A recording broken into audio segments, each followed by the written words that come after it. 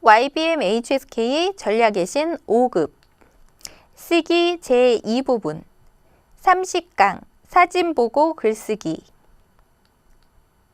네, 문제의 유형을 알아보겠습니다.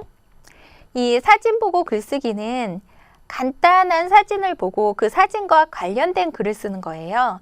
그러다 보니 정해진 제시어가 없기 때문에 그 제시어 문제보다는 좀 훨씬 수월하게 문제를 풀 수가 있겠죠. 접근을 할 수 있겠죠. 네, 쓰기 이 부분 같은 경우는 쓰기 부분은 총 40분 동안 문제를 풀어야 하는데 뭐 쓰기 일부분을 10분간 푼다라고 가정을 했을 때 나머지 30분 동안 글 2개를 써야 하거든요. 그러면 이론적으로 한 문제당 15분 만에 끝내야 돼요. 그래서 우리가 시험을 볼 때 만약에 제시어랑 사진을 봤을 때 둘 중에 쉬운 좀 더 쉽게 쓸 수 있는 게 있다면 그거부터 먼저 쓰고 보시면 됩니다. 사진 보고 글씨, 그 다음에 제시어에서 공부를 했던 그런 내용이 사진에 관련된 사진이 나왔다면 그대로 쓰셔도 되고요. 전략 1의 단어 살펴보겠습니다. 감기, 감기에 걸리다, 감마오. 명사로 쓰면 동사는 더러 감마오, 감기에 걸렸다 라고 쓰시면 되고요.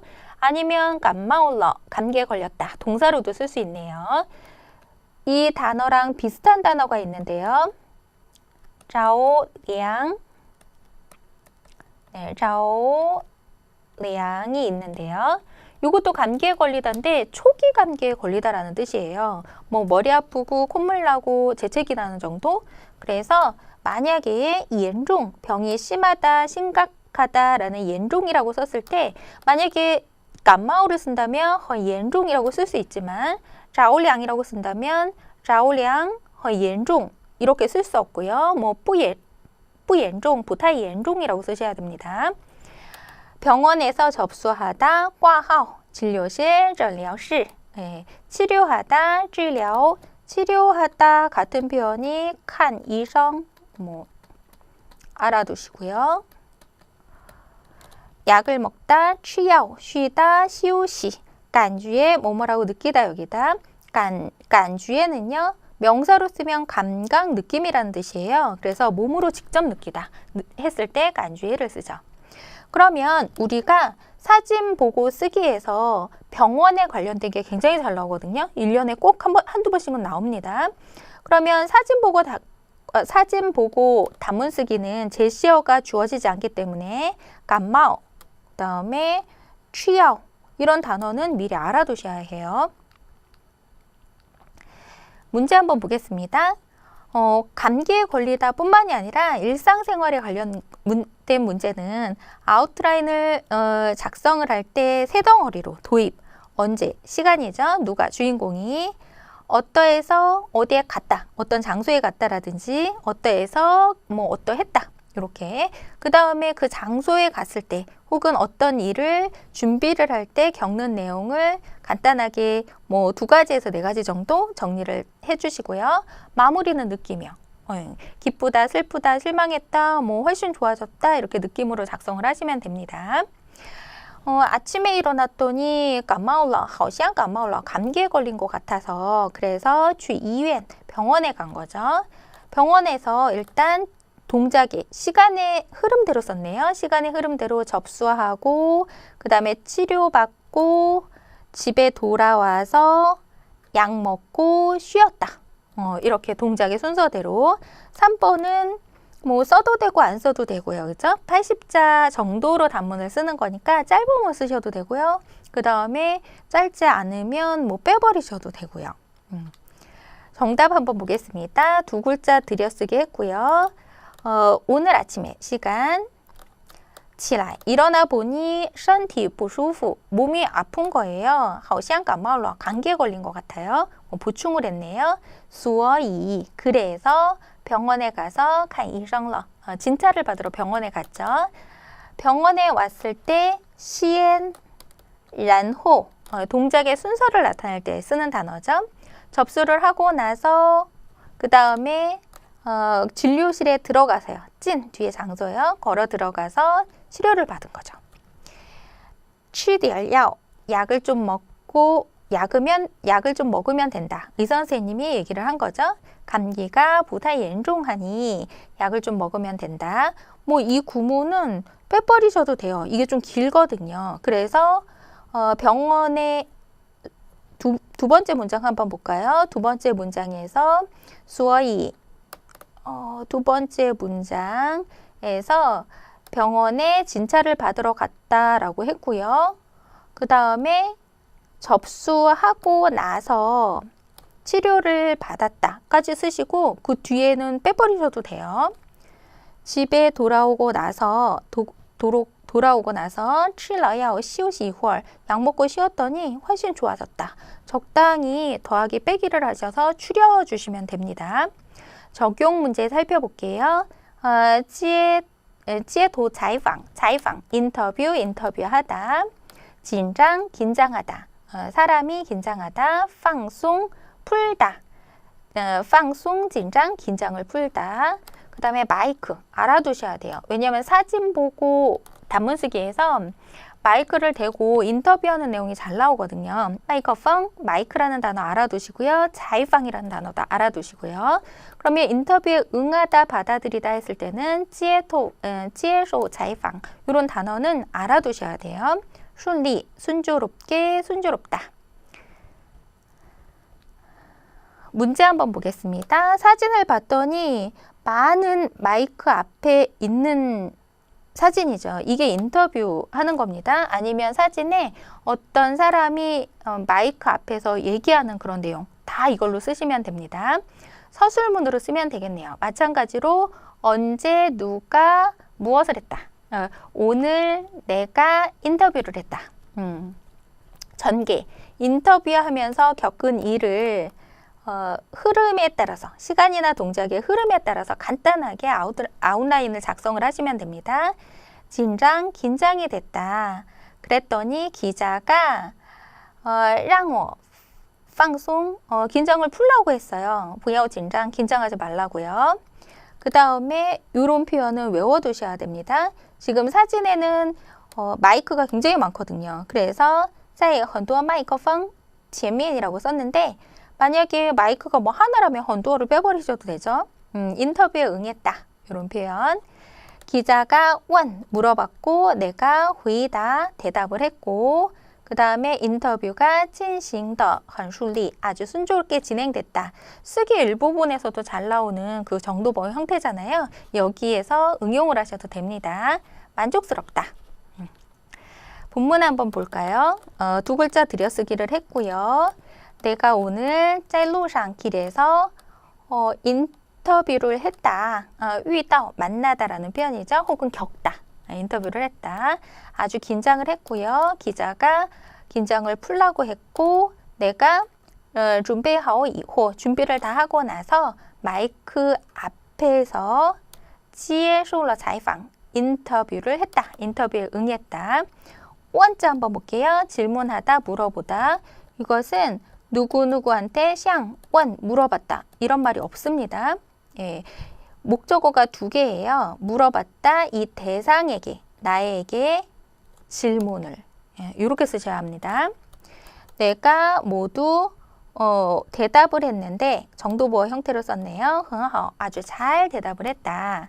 그래서 인터뷰가 순조롭게 진행이 됐고 많이 만족스러웠다. 본인의 생각으로 끝을 맺었습니다. 전략 3. 예.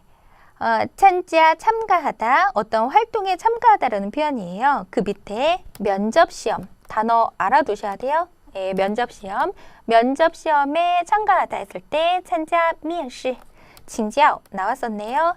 누구누구한테 가르침을 청하다, 물어보다 했을 때는 向什么什么请教 이렇게 쓰거나 아니면 向을 쓰지 않으면 请教 누구에게 무엇을.虚心, 마음을 비우다라는 뜻이에요. 겸허하다. 이 단어는 수로 앞에서 부사로도 쓸 수 있어요. 예, 겸허하게 뭐뭐하다. 마음을 비우고 뭐뭐하다. 잠시 후에 보겠습니다. 接受 받아들였다. 그 다음에 发挥라는 말은 발휘하다라는 뜻인데 안에 있는 어떤 힘을 밖으로 나타내다라는 표현이라서 뒤에 힘력자가 나오면 되는데 이 단어는 상당히 중요한 단어라서 무조건 외워야 합니다. 잠시 후에 보겠습니다. 비교적 오랜 시간이나 노력 끝에 결국 마침내 어떻게 했다. 부사고요. 허거 합격하다, 찌동 감격하다. 예. 빈출 단어 확인하시고요. 핵심 단어 정리. 겸허하다, 마음을 비우다,虚신, 그 다음에 파휘, 발휘하다 같이 보겠습니다. 마음을 비우고 부사 자리에 쓸 수 있다 그랬죠? 보통 상대방의 것을 받아들이다 했을 때 많이 써요. 의견을 받아들였다, 接受意见, 고정 형식이고 뭐 독해, 빈칸 넣기에도 잘 나오는 단어. 像学习, 누구누구한테 배우다. 虚신, 겸허하게 다른 사람한테 배우다. 虚신, 겸허하게 向请教, 누구누구한테 가르침을 청하다. 虚신 알아두시고요. 독해 쓰기, 빈출 단어입니다. 그 다음에 파휘는 단문 쓰기에도 상당히 잘 나오는 단어. 발휘하다. 어떤 힘을 발휘하다라는 뜻으로 능리, 파휘 능리, 능력을 발휘하다. 파휘 실리, 실력을 발휘하다. 혹은 좋은 것이니까 优势, 어떤 장점이나特长, 특기를 발휘하다. 예, 파휘 알아두셔야 되고요. 문자 한번 살펴보겠습니다. 사진을 봤더니 면접관 앞에서 면접을 보는 내용이네요. 왜냐하면 정장을 입고 한 사람이 앉아 있잖아요. 예, 그러면 이 면접을 보는 거, 그 다음에 응시하는 거, 뭐 이런 거는 아주 잘 나오는 문제입니다. 반드시 정리해 두셔야 되는데 요거는 우리 29강 제시어 문제에서 학업에 관련된 것과 아웃라인이 같아요. 아웃라인이 같아서 같이 보시면 됩니다. 핵심 단어만 응시하는 거에, 시험 면접한 응시하는 거에 넣어서 보시면 됩니다. 누가 언제 뭐 면접하러 갔는데 어떠했다. 뭐 이렇게 쓰셔도 되겠죠. 그녀가参加面试, 면접 시험에 참가했다. 면접 시험을 봤는데 매일 성공하지 못했다. 다 떨어졌다. 그래서 겪은 내용을 간단하게 몇 가지로 작성을 하시면 됩니다. 지금 여기에는 그녀가 징저, 가르침을 가르쳐 달라고 했다. 친구에게, 대상에게 어떠한 문제를 이라고 썼는데 우리가 학업에서 샹, 징지아오를 정리를 했으니까 굳이 바꾸지 않으셔도 돼요. 공부한 단어를 그대로 활용을 하셔도 됩니다. 샹, 벙이오먼 징지아오. 예. 그 다음에 2번, 그래서 그들의 의견을 받아들였다. 接受了意见. 3번도 학업에서 정리한 단어가 있다면 그대로 쓰셔도 됩니다. 여기서는 부단 우리, 부단히 노력했다라고 했는데 우리가 학업에서 정리한 단어 중에서 坚持不懈, 해이해지지 않고 끝까지 했다. 坚持不懈, 마음심변, 감정하고 관계가 있죠. 그 다음에 해결하다 했을 때 지혜주에 주의자를 쓰시면 됩니다. 坚持不懈 이렇게 쓰시든가 네. 아니면 비슷한 단어 우리가 정리했던 단어로 바꿔 쓰셔도 되고요. 그 다음에 4번에 보시면 최근 면접에서 실력을 발휘했다. 면접에 합격했다. 합격하다 대신 통과했다. 합격했다. 이렇게 쓰셔도 되고요. 배운 단어를 10분 활용하시면 됩니다. 마무리는 기뻤다라고 쓰셔도 되고요. 사진이니까. 그 다음에 이 표현은 아예 외워두시는 게 굉장히 좋아요. 찌동더, 아주 감격해서 说不出话来了, 말할 수 없을 정도로 감격했다. 이 표현은 외워두시면 학업이나 사회생활에 다 바꿔서 쓸 수 있습니다. 모범 답안, 그녀가 최근에参加过多次, 여러 번, 한 번, 두 번, 몇 번 뭐뭐 했다라는 동작의 횟수를 동량보어, 동사 뒤에 붙여서 동량보어라고 하는데요. 쓰기 일부분에서요. 보어는 무조건 동사 뒤에 붙이고 목적어는 뒤로 빼잖아요. 이 표현, 参加过多次面试. 그런데 매일 성공하지 못했어요. 실패했죠. 징저, 가르침을 청했고요. 이 부분은 向朋友们请教, 간단하게 쓰셔도 돼요. 그래서 겸허하게 그들의 의견을 받아들였고요. 经过 부단 놀이, 부단한 노력을 거쳐서 부단한 노력 끝에 이렇게 쓰셔도 되고 우리 학업에서는 经过一段时间的努力 이렇게 쓰셔도 되고요. 면접에서 충분히 발휘했다 자기의 실력을 총판을 부사로 썼네요. 충분히 발휘했다 자기의 실력을 发挥实力, 发挥能力, 发挥优势 다 가능합니다. 결국은 합격했다. 통과를 했다. 말할 수 없이 기뻤다. 혹은 感到很高兴 이라고 쓰셔도 되겠죠? 예, 지금까지 사진 보고 글쓰기를 봤는데요. 이 사진 보고 글쓰기는 아까 말씀드린 대로 제시어가 정해져 있지 않기 때문에 공부했던 내용을 발휘를 하시면 됩니다. 그리고 우리 부록에 가시면 부록에서 쓰기 두 번째 부분에서 잘 나오는 유형을 모범 답안을 20개를 적어놨어요. 그 20개도 그냥 무조건 외우면 외워지지가 않아요. 그래서 아웃라인을 작성을 하셔서 지금 이거를 먼저 공부를 하셔야 돼요.